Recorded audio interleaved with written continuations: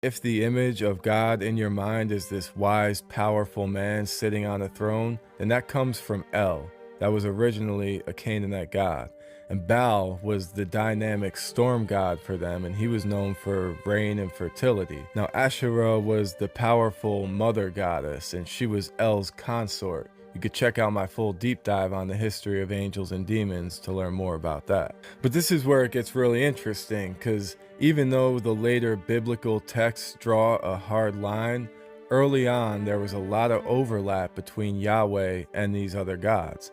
Yahweh wasn't a big deal in the original Canaanite pantheon that we know from places like Ugarit.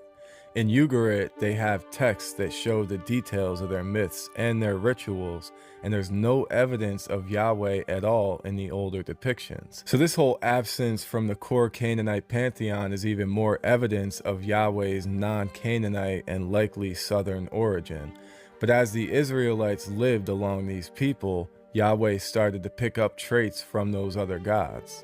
Over a long period of time, Yahweh basically took over El's role as the supreme fatherly God.